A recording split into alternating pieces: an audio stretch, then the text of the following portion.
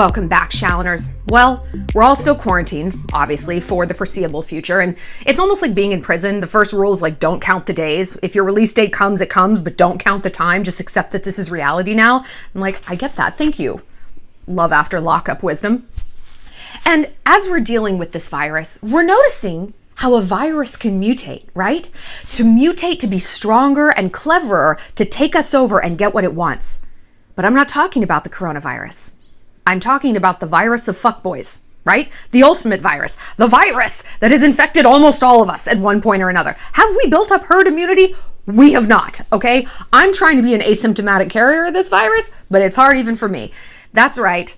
We're going to talk about exes today.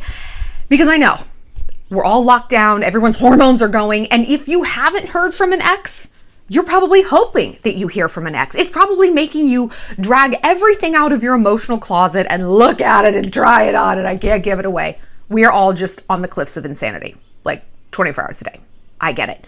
So today, we're going to do a breakdown of what exes you should allow back in your life, how to get back together with someone who you actually do, like, after reflecting, on this endless amount of time to think, really, truly miss in love, and what to do if someone comes back that you know is no good, and how to differentiate the two, truly. But first, just want to remind you guys to find me on my website, shallonlester.com, and click Get Help if you have a love question. Also, if you want a birthday shout out for someone, a pep talk for yourself, find me on Cameo at ShallonXO, and Instagram and TikTok as well, where I give you daily doses of wisdom and let you vote on video topics. It's super fun.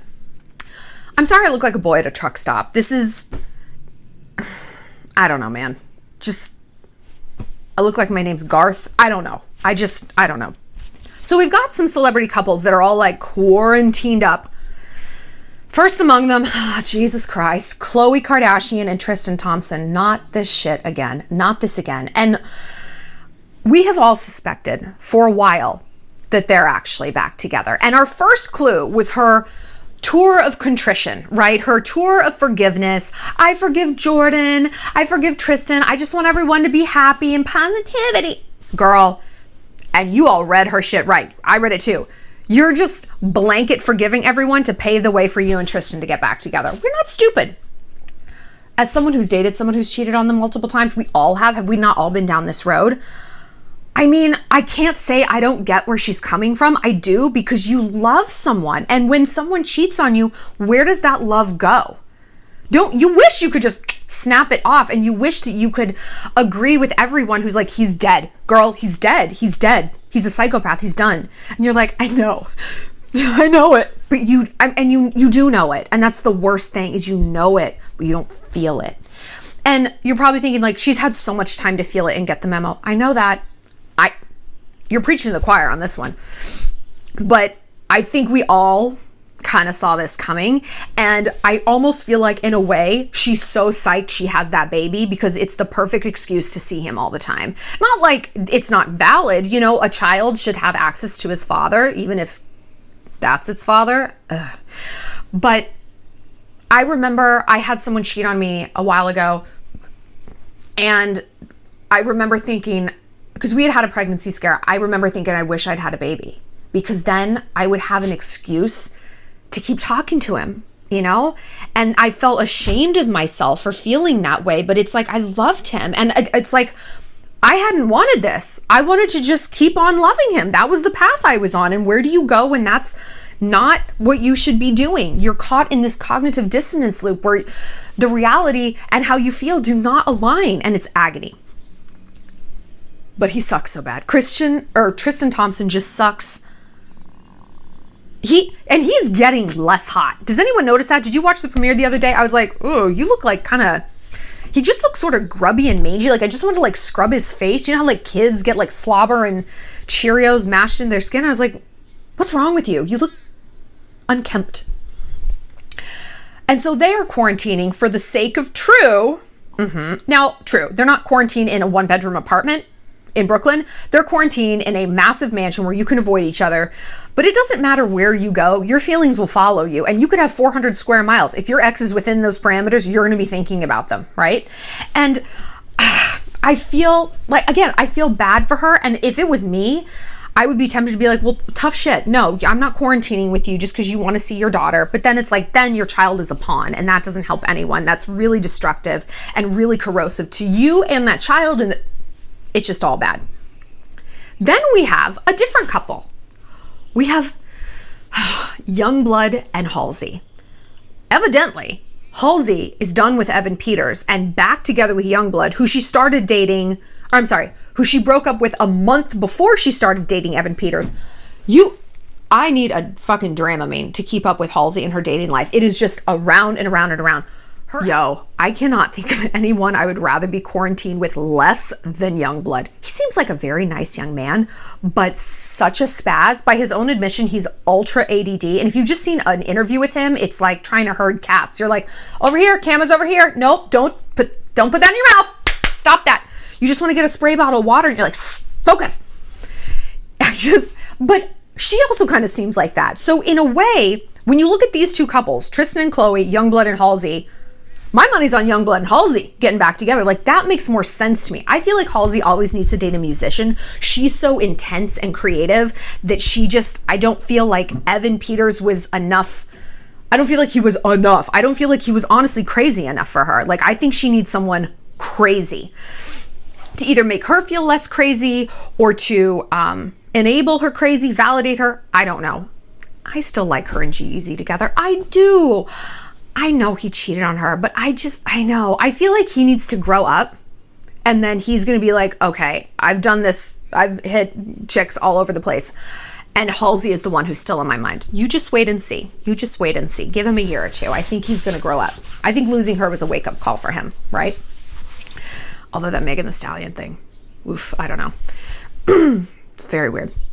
So I think Halsey was with Evan Peters because she was still twisted about YUNGBLUD breaking up, and she's probably still twisted about G-Eazy. She's a wallpaperer, which I used to be, where when you break up with someone, instead of like processing it and being alone and grieving, it's like, I'm just putting up new wallpaper right on over that. I do think she processed G-Eazy a little bit more. I mean, she wrote the songs about him. That's very cathartic. But YUNGBLUD, a month after they split, and remember, they were serious. He was on her album. You have got to stop doing that, girl. Girl, you got to stop. You got to stop doing that. Do you remember how Ben Affleck was in J-Lo's video, Money Don't Cost a Thing, or whatever? Don't do it, okay? It's a jinx. And right after that, she started dating Evan, who probably seemed safe, sturdy. I mean, he's like a bowl of oatmeal come to life. Oh, just oatmeal and 2 raisins for eyes. You know? Have you ever seen those chicken nuggets that are like smiley face shaped? That's what he looks like to me. Very unoffensive. Who doesn't want to eat chicken nuggets and oatmeal? Just goes down so easy. But I don't think that was working for her in the long term. You know, I think she just needs a lot more stimulation. And so it makes sense to me that she would be back with YUNGBLUD. I mean, she's deleted some pictures of Evan from their profile. She's tagging YUNGBLUD. They're making dinner together, blah, blah, blah. So I kind of think that they make more sense, but we're going to break it down between, are you in a Khloe Tristan situation where you've got a fuckboy continuously tapping at your door that you need to get rid of no matter what tactics he's using to get back into your life, whether it's your kid or COVID or whatever. How to see the forest for the trees, and what to do if you're in a Halsey YUNGBLUD situation where you're like, you know what? Some time has passed. Yeah, I dated someone in between. You did too. But you are the one I want to be with. How to get that person back. To the surprise of no one, I haven't heard from many exes during this. And you know what? We'll lead with this. Is if you haven't heard from someone that you're hoping to hear from, you know, it's really jarring. One thing I think this quarantine is going to give us is objectivity and data, if we let it. I did a spot on the Dateable podcast the other day. It was super fun. It'll be up soon. I'll like tell you guys all about it. But we were talking about, you know, like how this quarantine is going to affect all of us emotionally. And my theory is that we could use this time. People are going to be divided emotionally into 2 categories now. People who have done some emotional growth during this time and people who have absolutely fucking devolved. You know, people who are now more comfortable being alone with their thoughts, more self-aware, more objectivity about where their life is going, who their real friends are, who their real lovers are. and the people who haven't done that introspection. And which camp do I want you guys in? Boop, over here. We are always trying for self-awareness, insight, because that gives us power over our lives. You can't change what you don't acknowledge, and you can't control what you don't see, right? And so if we're like, okay, this is why I like this person. Now that I've had some fucking rest, now that I've had some objectivity, now that I've seen that actually in the middle of this global pandemic, I haven't heard one word from that bitch. Hey, are you okay? Are your grandparents okay? Do you need anything? We are all being presented, whether or not we want to accept this, with data. Data. And if you look at scientific experiments, no scientist worth their salt takes in data and they're like, I choose not to log that. No, I don't think that like matters. That's not what science is. Science is neutrality, right? You're like, oh, well, side effect, boop, we're logging this data point. Even if it doesn't add up towards the thesis they were hoping for, a good scientist does not twist facts to suit theories. They twist theory to suit fact. And we have this chance, nay, the necessity and the burden of looking at our life from a scientific, factual point of view. And what I am getting out of this is who's here for me and who is not. We're going to do a whole other video. I'm going to do it in a few days on friends who ghost you, because this comes up a lot with you guys. The number one question I get from you guys is how to make friends as an adult. It has nothing to do with boys. And it's the second question is like friendships that are devolving and crumbling. And I think we're seeing it so much more pointedly now with this pandemic, you know? My friend Becca said, she's like, because we were bitching about like guys we have or haven't heard from. And she's like, you know what? I'm just as mad at friends as I haven't heard from. She's in New York right now. I'm hashtag blessed enough to be out in California away from the epicenter, but she's still there. And she's like, all my friends know that I'm here. My friends who live other places know that I live here, know that I live by myself, know that I work for like the police. There's a lot going on, you know, there's a lot of cases within the police. And she's like, I haven't heard from most people. Not, hey, are you okay? How's it going? And not even in just like an idly curious way, like, whoa, what's going on in New York City? And she's like, I'm not going to forget that. And this is so true. What people are doing or not doing counts as data, right? It's not just about actions. It's about negative space. It's about what you aren't seeing. It's about what they aren't communicating. Because you know what? Nobody is busy. I take that back. I am busy as fuck. Like, this is my Super Bowl. Like, I am, I think, an essential worker to like keep you guys entertained. Me, whoever controls the servers at Pornhub, they're working overtime. You know, like your grocery people, your first responders, like this is our time. It's a weird brotherhood. Me, ER doctors, Stu at Pornhub, who knows? And so it puts into perspective, yeah, it's like, okay, either you don't know what I'm going through or what's going on and you're not reaching out, or you're like, wow, Shallon must be really busy. I see she's producing a lot, and you still don't have anything to say. So it's very important that we log that data, because when this is over, fuckboys are going to sprout up like weeds, right? This is a great downpour, and what stuff's going to come up, or like mold. And they're going to be like, hey, we're going out. It's like, where were you? Where were you when there was no chance of getting your dick sucked?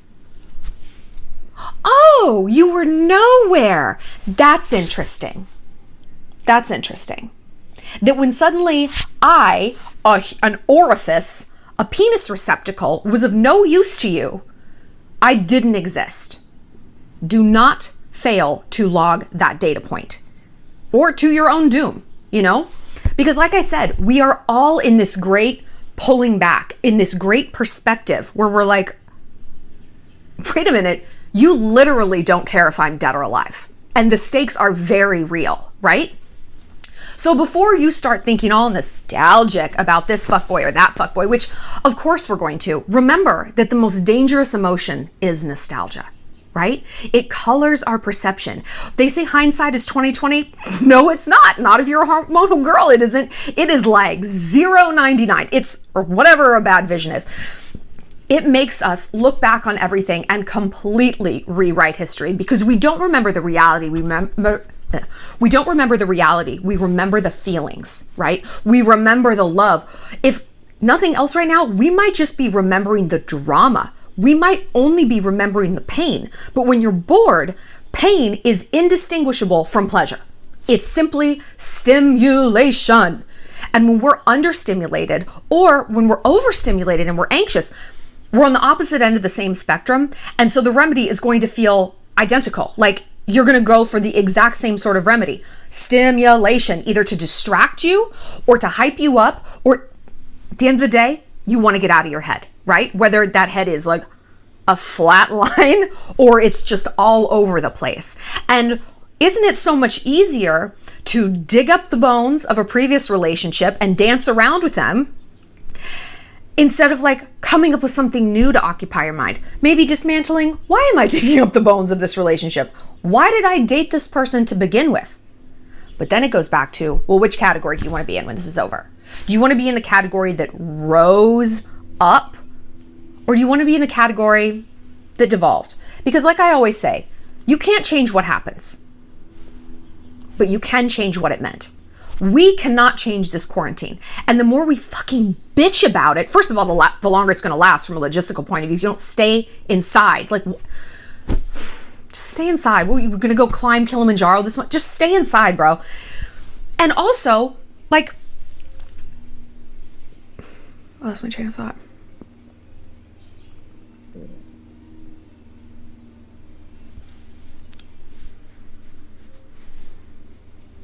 And also, don't you want to come out of this better? And I'm not talking about like, I'm taking up yoga and I'm running. Like, come out of this mentally and emotionally better and stronger with set boundaries. Everyone is off your land right now, right? Now is the time to build a fence. Not when you're busy, not when there's a bunch of people in it. Now is the time to build your emotional fences. Be really, really clear about why you're building them and against whom.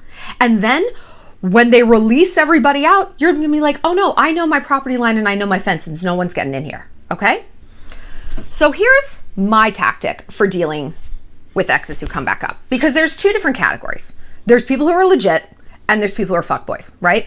And it can be difficult to know which is which, because if someone's legit, God, my hair looks so bad. If someone's legit, I have always said, and I truly believe, that a guy will make it very known that he wants to be back together with you. Now, this is a little bit different because we're in this pandemic and because it's not possible to see people in real life and like gauge their interest in you still. Is she glaring daggers at me across the bar? Maybe now's not the time to ask if she wants to get back together, you know? And so they might be reaching out like, hey, how are you doing? But this is the difference. They're going to come at you from a place of concern and empathy. A fuckboy is going to come at you from a place of boredom, right? The good guy, the actual ex who wants you back, who maybe you should give another chance to, is going to be like, I've been thinking a lot about you. I hope Mama Linda is okay. I hope your little brother's doing all right. If you need me to drop something off, let me know. If you need me to check in on your plants or walk the dog, he's going to care. He's going to see your struggle and care about it. The fuckboy is going to be like, LOL, I'm bored. Well, you're boring me, so now we're on the same page. Thank you. And he is going to use you for what he has always used you for, an emotional fidget spinner, right? Just, and he's going to go for this emotional fidget spinner because he can't use you as a sexual fidget spinner right now, right? So he's going to take what he can get. I'm bored, entertain me. You know what I say that to? I'm bored, entertain me. My television, my phone, my iPad, things, possessions. I don't say that to my friends. I don't say that to my mom. I don't even say that to animals. Like, I love you. Let me delight you, dog. I don't feel that way about people because I don't fundamentally approach my human interactions as a usury kind of thing. Like, what can you give to me, right? We've been talking a lot about psychopaths lately, haven't we? And one of the hallmarks that keeps popping up in my mind, which I didn't think it would, is parasitic lifestyle.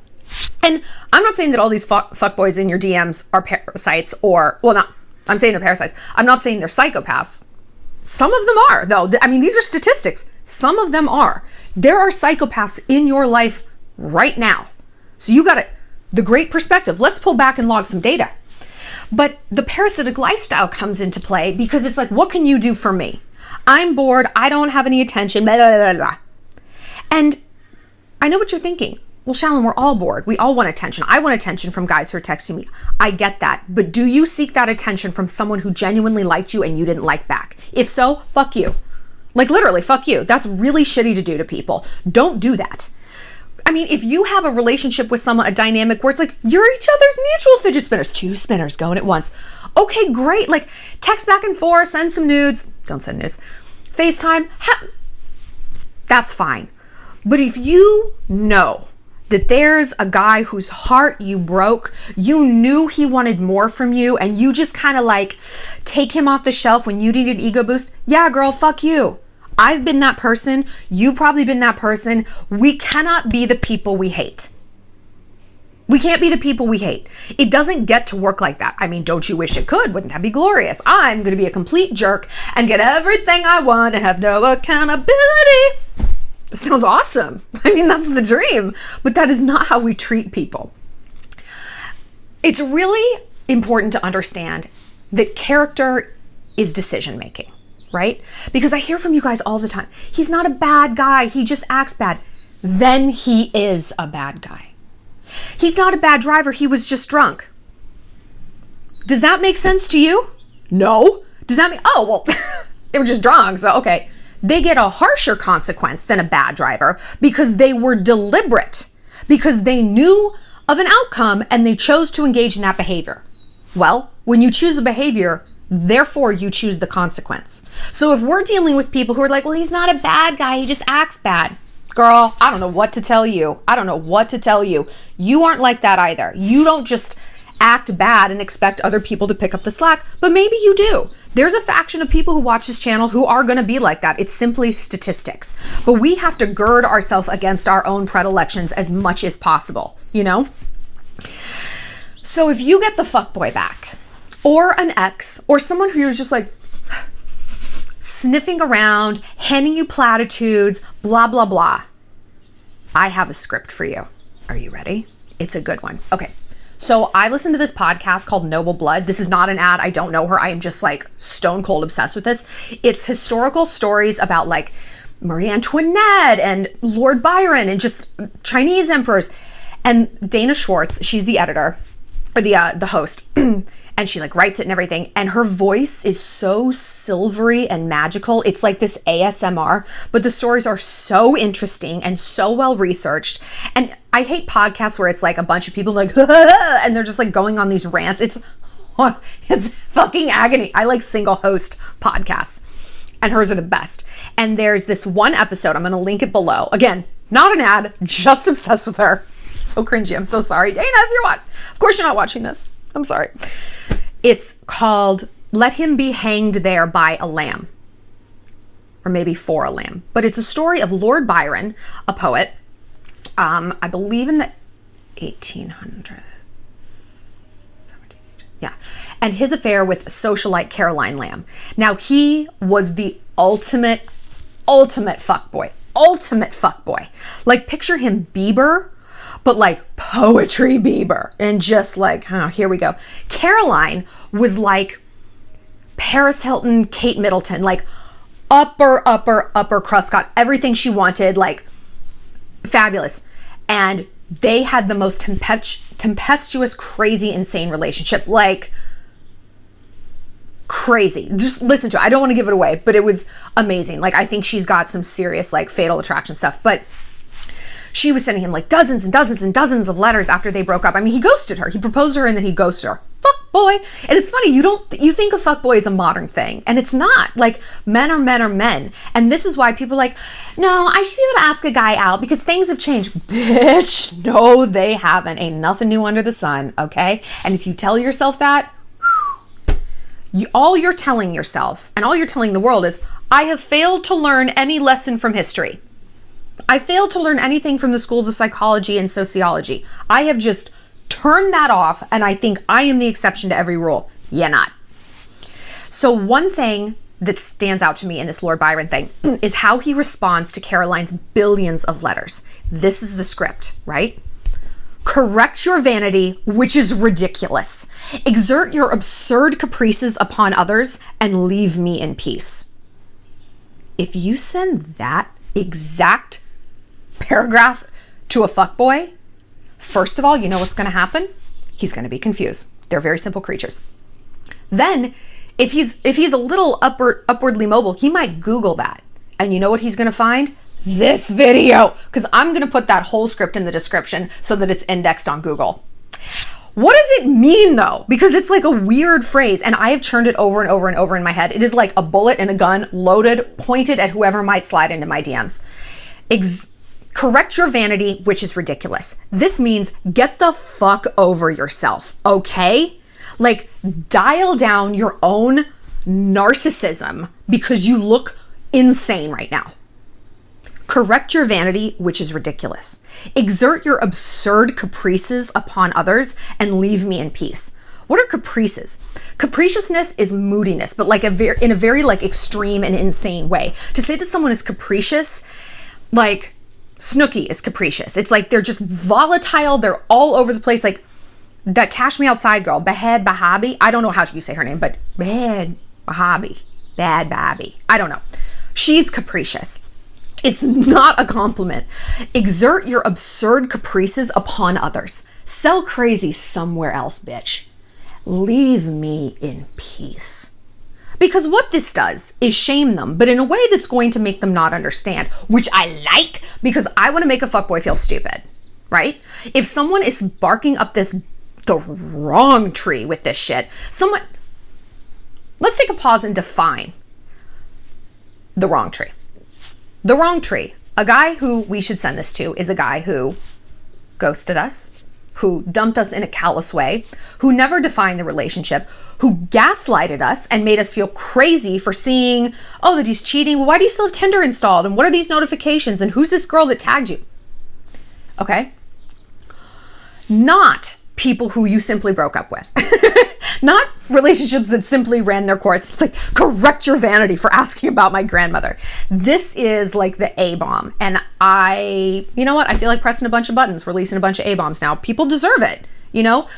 This is the time to clean house. We are stuck in our dwellings right now. And hopefully what a lot of you guys are doing is cleaning out your closets, cleaning out under the bed, throwing away that old expired mascara from Wet n Wild in 2002. We need to be cleaning out our mind as well. I believe that a clean living space, I mean, you can see how Spartan this is because it brings me peace. Every color is the same in this room. I love it. And I try to keep my mind as uncluttered and almost like low brain waves when I'm not doing my job, because doing these videos with no notes and no rehearsal takes a lot of brain power. When I click this recorder off, my head is throbbing. I feel like I have a concussion, right? I have to lay on the floor. And we feel like this a lot in life. We just don't notice it. We've normalized it. And again, this is the great pullback. This is the great perspective where we can we can reset our baseline for peace. And then when these fuckboys come barking around, we're like, this feeling that I feel is not peace. It's not even excitement. It's stimulation maybe, but is it a pleasant stimulation? Is it a healthy stimulation? Or is it mania? Is it distraction? Is it, oh my God, I've dug up the bones of this relationship and I'm playing with them? Is it something that is going to lead me to a better place? And if the answer is no, it's time to trim dead ends. And that ain't just for your hair, girl, right? Don't look at my answer. Don't look at them. Anyway, we have the chance to get these people out. And yeah, sending a text like that, he might be like, LOL, what? Okay, well, dictionary.com is free and at the tip of your fingers. And if you can't look up some of these words, data, log it. So that's my way of dealing with these people. Your way might be a little bit different, right? And like I said, if you don't have like strong feels for these people and you want to send a few texts back and forth, who cares? Fine. Keep yourself entertained, you know? I'm like a cat. I need like something to bat around in between my paws, just a little bit, not to my own destruction, but just like a ball of foil, something shiny. But I've also, in this boy drought, learned to be alone with myself and learned that like, okay, I don't have someone texting me right now. I don't have a boy that I'm seeing. I can't even remember what sex looks like or feels like. It's like deja vu. It's like an idea I once had. Maybe I've never had it. I don't remember. No clue. But I'm learning to feel good just in my own real estate alone, because I know it's not going to be forever. This is a season and all seasons end. So now let's switch gears, right? What happens if someone comes back and you're like, you know what? This is who I've been thinking about. And going through this pandemic and seeing people get sick, it really, truly makes you sometimes realize who you want in your life. You know, people who maybe you threw away too fast, the timing was wrong, whatever it might be. But, you know, I do think it's interesting, like who we find ourselves worrying about. And it's like, I've had 2 big exes in my life and I am torn up worrying about one, and the other one, I do not know if he's dead or alive, and I don't know that I care. So it's like, well, okay. People have earned their place in my life. They've chosen behaviors, they've chosen consequences, haven't they? And I'm not saying that like, okay, well, the one I'm thinking about I should be with. No, but again, it gives me that objectivity. It's like, oh wow, that stark contrast between caring about one and not caring about the other.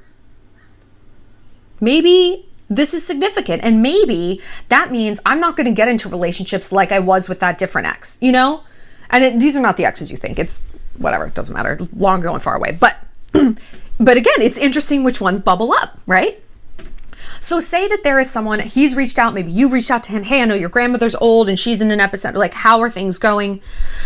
And you guys start to talk. If you want someone back, you got to do 2 things. You got to come correct and unequivocal, and you have to outline why things are going to be different. Now look, I said earlier, when a guy wants you back, he does the grand gesture. We were talking about old school things. Pride and Prejudice, one of my favorite books, favorite movies. I love the Keira Knightley version. Don't hate me, I know, but I do. I love that. I love that version. But when Mr. Bingley comes back for Jane, he's not like, hey, you want to go to dinner? He is rehearsing the speech with Darcy. He is marching back and forth. He's got it written down. You know, it's the grand gesture. And he proposes. Spoiler alert. He proposes. And it's like, that is human behavior. Because when you want someone back, it's like it is a 1 bullet in a shotgun. Like, this is your one chance. So you want to get it right and you want to make your pitch. And so guys, when they want you back, like, I miss you, this is what I did wrong, this is how it's going to be different. That's the quality thing to say. But if it's kind of the ball's in your court and you feel like you need to say this to them, I mean, you know my feeling about confessing, but maybe you were the one to leave them, and maybe the ball really is in your court. You know, maybe you were the one to walk away and say, I don't want to be in this relationship. And now it's like, okay, you sit and take some time in your emotional real estate and map out what went wrong in that relationship, because it broke up because it was broken. And maybe you were the broken part. Maybe you were the broken part. Okay, that's actually great, because then you can be in control of how that goes. And you can sit down and be like, here's how I was broken. Here's what I have been doing to fix it. And here is how our relationship is going to be different going forward, therefore. Because nothing is more annoying than, I miss you. I don't want to hear I miss you. I don't even really want to hear I'm sorry. I want to hear, this is what I've learned. I want to hear, this is how our relationship is going to change going forward. I want to hear, I've been okay by myself. I've worked on myself. And now I realize that you are not the completion of my life. You are the complement to my life. I am whole. I am sturdy. I have worked through my issues. And this time that has passed between us has not been for nothing. Time heals nothing. It's what you do with the time. And here's what I have done with the time. That's what I want to hear. So if that's what we want to hear, that's what we got to give back, right? So lead with that, with your ex. Put it out there, maybe write a letter or an email, and end it with, start it or end it with, you know, the truth. It's like, hey, this isn't COVID hysteria. This is a result of me reevaluating a lot of things in my life. I'm not sending this message to you because I'm bored, because I'm manic, because I need an emotional fidget spinner. I am sending this because I have done a lot of thinking and a lot of work on myself that started before this whole thing happened. But that's the thing, bitch. You got to mean that shit. And that's actually got to be true. If you are, I don't want to give you like this map to breaking someone's heart. If you're like, oh, but I am just bored and need a fidget spinner, so now I know exactly what to say to manipulate him. Fuck you, right? Don't do that. Get an actual fidget spinner. There's no way they're sold out on Amazon. I mean, who the hell is stockpiling fidget spinners? Maybe fuckboys. Douches. So assuage his fears. You know, try to combat arguments. This is, after all, a negotiation. It's a sales pitch. And what do you do when you pitch someone a product? You anticipate their no, and you come up with a plan for how to combat that, right? Now look, you're not pitching them a set of Cutco knives. You're pitching them your heart. So you say it once and you let it go. This is like a gift you drop on someone's doorstep, and they can accept it or reject it. And that's painful, but this is also the silver lining of the quarantine. If this does not go the way you want, we now have this time to grieve and to process. And I know what you're thinking. I don't really want to open this can of emotional worms when I have nothing to distract myself with should it go south. I get that. And, you know, there's definitely something to be said for that. 100%. Like, if you're already kind of teetering on the cliffs of insanity, yeah, no, this is probably not the Pandora's box you want to open. But if you truly have been doing that emotional work and you truly are turning corners in your mind, okay. But remember what your intuition is supposed to sound like. Remember the difference between that anxiety mania fidget spinner brain and the intuition, the knowledge brain, the growth brain. Remember the difference between the sounds. I'm sorry I brought her up twice this video, but Snooki sounds like the manic one. Just like this little keg-sized thing of hysteria, right? That's your mania brain. You have to do something right now. I can't stand this. I need this. I need a drink. I'm going to throw up. Blech. The intuition brain, the true female power self brain, sounds like Oprah or Maya Angelou or Morgan Freeman, right? Or me. It's quiet. And it's not an exclamation point. It's a statement. And it's presented to you as fact. You don't want to eat that. It's not a question. Snooki, you don't want to eat that? I need to eat it. If I don't eat it, maybe I'll never have fries again. You don't want that. You're full. It's a statement. So what are the statements that your mind is making? One statement my mind has made is, I don't want to go back to New York. I don't miss it. I miss my friends. I miss my apartment, but I don't miss my life there. I can't think of one thing I want to do in New York when this is over. I want to see my friends, but I would rather see them in a different environment. And I am processing that. I'm not reacting on that statement instantaneously. I am sitting with that, and I am approaching that statement from a place of curiosity, right? Not from a place of judgment. That's stupid. What do you mean you can't leave New York? Who are you going to be? That's Snooki talking. I'm going to keep listening to that Oprah voice, that Toni Morrison voice, the Morgan Freeman. Wise black people, just full stop. Even Keke Palmer. Oh my God, I love Keke Palmer. The gag is, you ain't happy in New York anymore. Oh, I love her. I want to do a video on her. I just feel like my life would be better if she were in it. Oh, love her. So think before you react. Think before you do anything, whether it's exert your absurd caprices upon others. Before you do that, or before you send that letter, I love you, I want you back, because things might change, okay? And so decide what you want to do. And then when this is all over, if you're really not comfortable, like sold either way in your decision, then do nothing. Responding to a fuckboy or an ex is like suicide. You can always do it tomorrow. No need to do it today. Wait and think. It's better to react a little too late than to jump the gun too soon and then get into a situation that you can't reverse, or that is inauthentic, or that is actually corroding you because you don't know how to fix it. It's always better to be a little bit of a late bloomer in every category. I have to believe that. I want to know your experiences with exes right now. I'm sure they're coming out the woodwork. And then follow me on Instagram at ShallonXO and click like and subscribe. We're doing a video every day. I'll see you later, Shalloners.